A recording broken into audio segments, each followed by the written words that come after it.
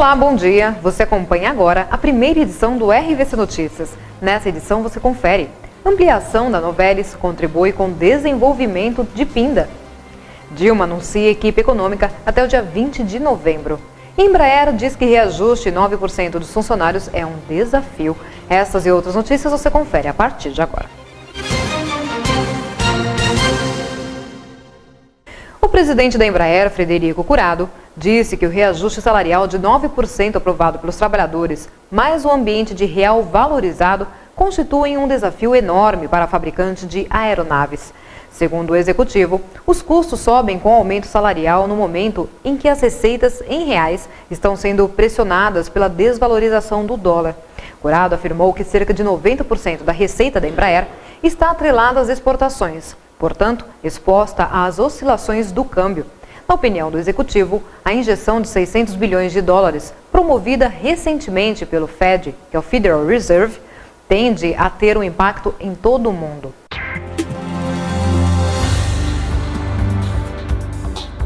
CCJ aprova mudanças para cargo de vice. As informações da TV Senado. De acordo com a proposta do senador Arthur Virgílio, se o presidente da República não finalizar o mandato por morte, renúncia ou impeachment, o vice só ficará no cargo até a realização de uma nova eleição, que deverá acontecer em 90 dias. Se a presidência ficar vaga nos últimos 2 anos de mandato, a eleição será realizada em 30 dias. A proposta também prevê nova eleição para deputado federal quando for aberta uma vaga na Câmara, não houver suplente e faltarem mais de 15 meses para o fim do mandato. Há uma hipótese em que não se realiza eleição, nem para deputado federal agora, nem para senador, que é a hipótese do senador ser chamado para ser ministro, ou o deputado federal também ser chamado para ser ministro e aceitar o convite. Então, nessa hipótese, enquanto permanecer senador ou permanecer deputado, o suplente ocupará o cargo do titular. Não só a disciplina, a questão dos suplentes, como também dos vices, como também ela evita que a substituição definitiva do senador ou do presidente venha a ser feita por um parlamentar.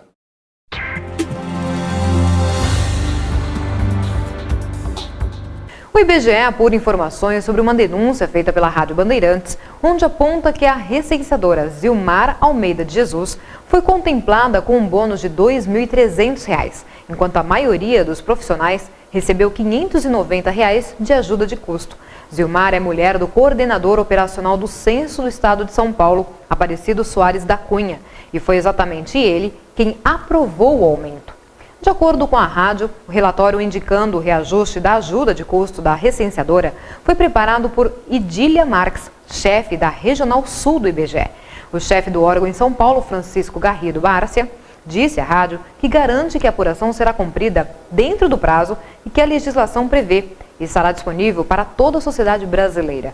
O prazo para a apuração é de 30 dias.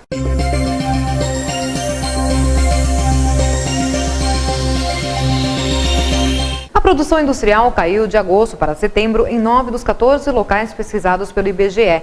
As quedas mais acentuadas foram observadas no Rio Grande do Sul, Amazonas, Ceará e Rio de Janeiro. Na média nacional, a atividade teve recuo de 0,2% no período. Também houve redução no nível de produção da indústria no Pará, Santa Catarina e Bahia, todos com taxas de menos 0,5%. Além de Pernambuco e São Paulo, ambos com menos 0,1%. No outro extremo, houve expansão na passagem de um mês para o outro na produção da indústria no Paraná, após recuo no mês anterior, por conta da paralisação técnica observada no setor de refino de petróleo e produção de álcool em Goiás, Minas Gerais e na região Nordeste.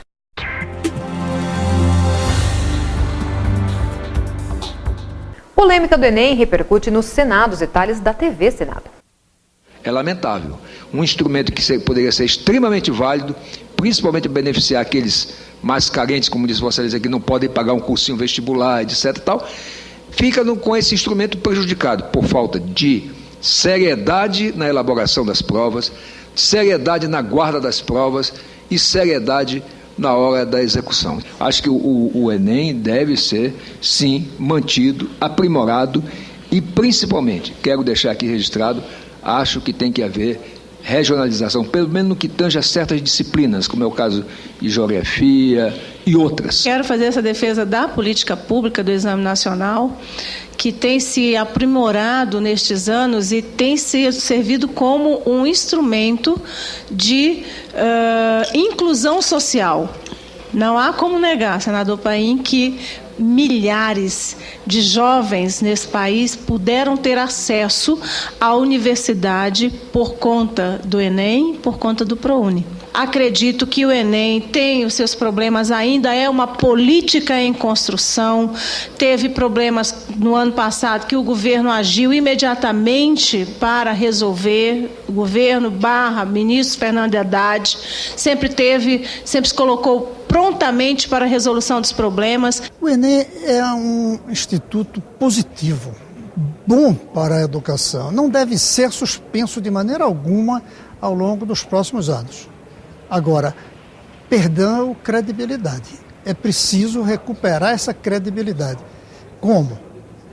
Identificando os responsáveis, identificando as causas sucessivas de desmoralização e passando à opinião pública com clareza que coisas como essa não vão se repetir.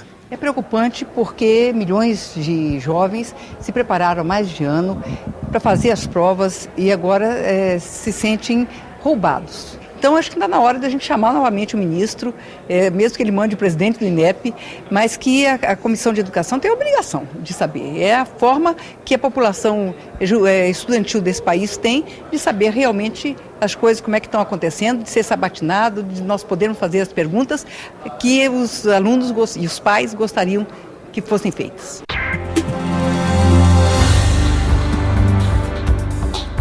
O custo da cesta básica familiar no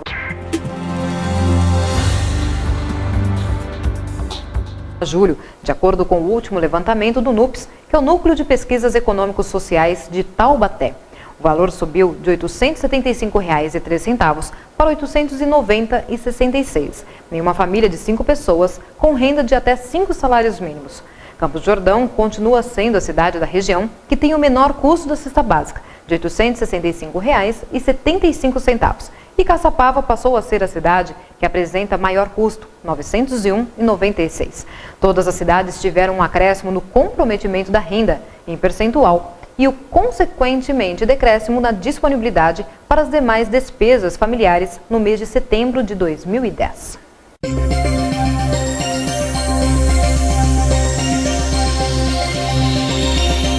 A Prefeitura de São José dos Campos vai contratar cerca de 1.200 estagiários para diversas áreas. As inscrições podem ser feitas até o dia 24 de novembro e os interessados devem se inscrever exclusivamente pelo site ciee.org.br.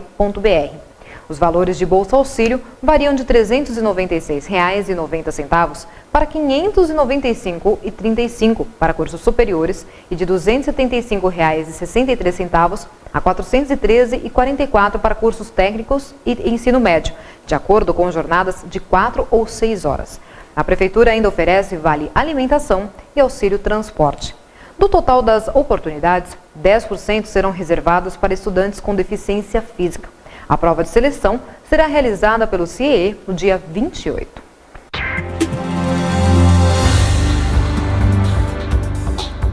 Pindamonhangaba lançou a campanha contra a dengue para intensificar a luta contra o Aedes aegypti. A ação acontece no centro da cidade, na Praça Monsenhor Marcondes.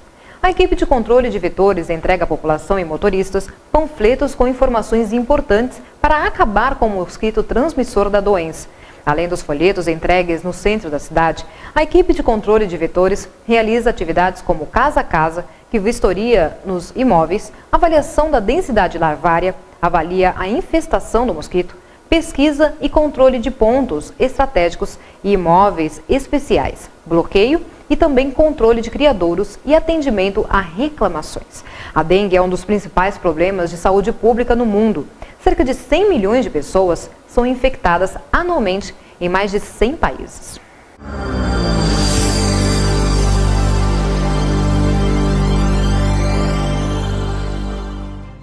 Em instantes você confere a ampliação da Novelis contribui com o desenvolvimento de Pinda.